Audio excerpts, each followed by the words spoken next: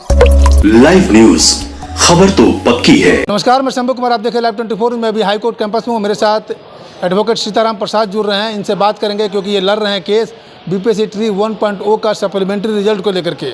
एक खुशखबरी है जो इनके द्वारा जो केस लड़ा जा रहा है, जो विद्यार्थी प्रैक्टिशनर है उनके लिए एक बहुत बड़ा खुशखबरी सुनाने जा रहे हैं। वो खुशखबरी क्या है, पहले हम सप्लीमेंट्री रिजल्ट पर बात करेंगे और बहुत सारे सवाल है उस पर बात करेंगे। बीपीएससी ट्री 3 पर भी बात करेंगे और 3 का रिजल्ट नहीं आने के कारण आज हम आपको खुलासा कर रहे हैं कि क्यों नहीं आ रही रिजल्ट। सर, क्या आया है बीपीएससी ट्री 1.0 का जो सप्लीमेंट्री रिजल्ट आप केस लड़ रहे हैं, उसमें क्या फैसला है?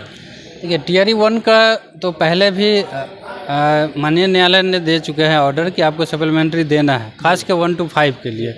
उसी पे जो भी कैंडिडेट मेरे पास थे जो कि वेट कर रहे थे, उनकी भी कल जीत हुई है और उनका भी लिया गया है। नहीं, आपने तो कहा कि पहले भी दे दिया है, तो ये कौन सा केस की बात कर रहे हैं? ये वही वाईवी गिरी साहब जो है, तो उन्हीं के दर्ज पे ये भी डिसीजन आया है। और दूसरे कितने विद्यार्थी शामिल थे? मेरे में लगभग 62 लोग थे, 62 लोग थे, तरह तरह के रीट पिटिशन के थ्रू थे। तो उसमें भी कहा गया है कि जो टाई ब्रेकर है, जो 1 नंबर से छूट गए हैं या फिर जो डेट ऑफ बर्थ से छूट गए हैं, उनको आप नौकरी दीजिए, क्योंकि ये जो मिनिमम क्राइटेरिया जो आपने रखा था उसको क्वालिफाई कर चुके हैं ये लोग।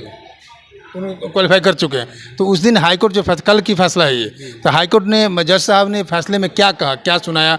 बीपीएससी के भी वकील साहब रहेंगे, आयोग का सरकारी वकील भी रहेंगे, तो उनको कैसे कहा, क्या कहा उन्होंने? देखिए, हाईकोर्ट का रुख तो पहले से ही साफ है कि आप सप्लीमेंट्री क्यों नहीं देते, जबकि 1 to 5 में ही लगभग 5000 से ऊपर सीट खाली है और जो मिनिमम क्राइटेरिया भी उन लोगों ने क्वालिफाई कर रखा है।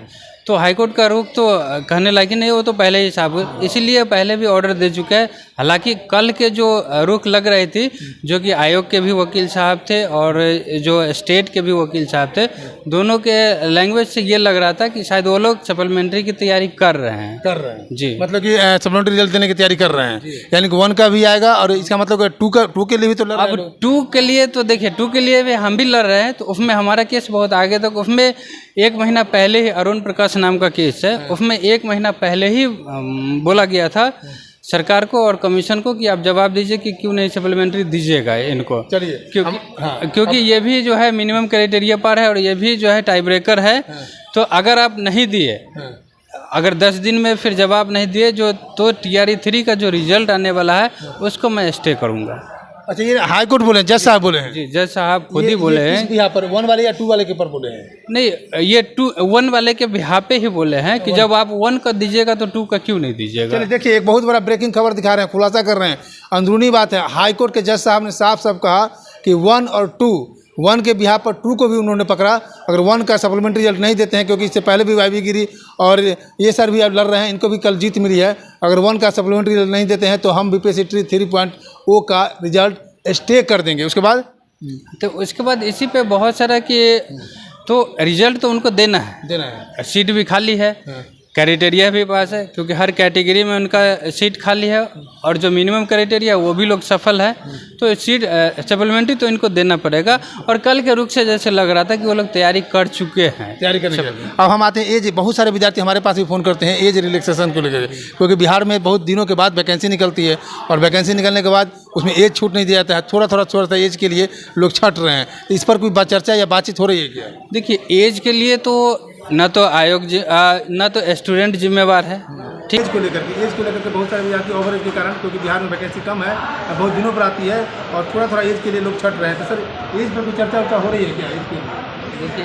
एज पे तो बहुत ज़्यादा चर्चा हो रही है और होनी भी चाहिए, क्योंकि जिनका एज एक्सपायर हुआ या फिर जो भी लोग ओवर एज हुए हैं, उसके लिए वो स्वयं जिम्मेवार नहीं, उसके लिए कहीं ना कहीं आयोग और कहीं ना कहीं सरकार जिम्मेवार है। क्योंकि 2012-13 के बाद इन्होंने बहाली ली ही नहीं, डायरेक्ट बहाली 2023 में बहाली पर बहाली लिखी थी, जिसके कारण उन्होंने ओवर एज हो गया उनका, और फिर उनका 1 टाइम एज रिलैक्सेशन देकर नहीं कंसिडर नहीं किया जा रहा है। 1 टाइम दिया गया था टीआरई 2 पर, लेकिन 1 टाइम से नहीं हुआ, क्योंकि वो 3-4 घंटे के लिए लिंक खुले थे, तो बहुत लोगों को छूट गया। अब हम बात करते हैं गुमसार को लेकर, क्योंकि बिहार एज वाला जो आप कह रहे हैं, तो एज जो टीआरई 2 का भी जो दिलवाया गया था, मेरे जो बदन में दिलवाया गया था, तो उसमें ये कहा गया था जज साहब के द्वारा कि कम से कम इन पिटिशनर को आप एज में कंसिडर कीजिए, लेकिन वो भी नहीं किए। फिर उसको हम चैलेंज किए, उसमें भी बोला गया कि इनको आप अल्टरनेट व्यवस्था कीजिए, वो भी अभी तक नहीं किया गया है। और टीआरई जो 4 है उसकी भी वैकेंसी आने वाली है, तो वो ऑर्डर अगर हम लगा करके फिर चैलेंज करते हैं कि टीआरई 4 के लिए फाइल तो ऑब्वियसली जब वैकेंसी आएगी तभी होगी, तो वो बहुत फ़ायदा होगा इसमें टीआरई 4 के लिए। तो बहुत ज़्यादा चांस है कि टीआरई 4 में एज रिलैक्सेशन मिलेगा कोर्ट में, ये चांसेस है। बहुत ज़्यादा। हम डोमिसाइल पर बात करते हैं। डोमिसाइल क्योंकि बिहार में ऐसी बेरोजगारी, पूरे भारत में सबसे ज़्यादा बेरोजगारी बिहारी का हालत खराब है, तो उसके बाद भी बाहर वाले को अपना दे रहा है, तो डोमिसाइल के लिए कुछ अलग अलग हो रहा है। डोमिसाइल के लिए तो हमारे स्टेट में खुद ही बहुत बेरोजगारी है, तो इसके लिए हमारे हायर अथॉरिटी को भी सोचना चाहिए। ये बात अलग है कि 1 और 2 में टीआरई 1 और 2 में जो हमारे हायर अथॉरिटी मेरे स्टेट के ही नहीं थे, तो उसमें जो कंसिडर करना था वो किए, लेकिन टीआरई 4 में बहुत ज़्यादा सीट आने वाली। तो इसमें जो है डोमिसाइल पे तो अभी तक कोर्ट में कोई केस नहीं है, अगर होगी तो उस पर विचार किया जाएगा। डेफिनेटली होना चाहिए, डोमिसाइल पे लागू होना चाहिए। 3 को जो है हम बात कर रहे हैं, 3 का रिजल्ट देर होने का क्या कारण है? ये 3 का रिजल्ट देर होने का एक और कारण हो सकता है कि हमारा जो केस है, जो अरुण प्रकाश नंद की सुनवाई हुई थी, उसमें बोला गया था कि आप जो है इनका सप्लीमेंट्री दीजिए टीआरई 2 का, यदि जवाब दीजिए, अगर नहीं दिए तो मैं ये टीआरई 3 का जो रिजल्ट है उसको मैं स्टे करूँगा। क्या बात है, सबसे बड़ा ब्रेकिंग खबर। ये ब्रेकिंग खबर ये दिखा रहे हैं कि बीपीएससी 3.0 का जो विद्यार्थी रिजल्ट का इंतजार कर रहे हैं, वो रिजल्ट लेट होने का वजह ये भी है, ये भी बताया जा रहा है कि हाईकोर्ट के जज साहब ने साफ साफ कहा है कि सप्लीमेंट्री रिजल्ट 1 और 2 का आप रिजल्ट दीजिए, अगर रिजल्ट नहीं देते हैं तो 3.0 का रिजल्ट हम स्टे करते हैं। तो सुना आपने वकील साहब से, बीपीएससी 1.0 में 1 to 5 में 62 पटिशनर को नौकरी लगेगी, जो पटिशनर उनको नौकरी लगेगी। और ये बताइए सर, सिर्फ पटिशनर को ही लगेगा कि इसके अलावा और विद्यार्थी को लग जाएगा? तो देखिए, जहाँ तक बात है कि जो जजमेंट है उसकी लैंग्वेज पढ़ने के बाद ऑनरेबल सुप्रीम कोर्ट ने भी बोला है कि जो न्याय मांगे तो उसी को न्याय मिलेगा। अच्छा, क्या बात है। तो जो लोग आए हैं, आप इसी से समझ लीजिए कि ऑनरेबल कोर्ट के ऑर्डर के बाद भी अभी तक सप्लीमेंट्री नहीं है, तो ये हम कैसे सोच सकते हैं कि जो आम स्टूडेंट हैं उनको भी मिलेगा। तो ये डेफिनेटली जो पिटिशनर है उनको ज़्यादा चांसेस है। चलिए देखिए, बहुत बड़ी बात बोल रही है कि जज साहब खुद बोले कि जो न्याय मांगेगा उसी को न्याय मिलेगा।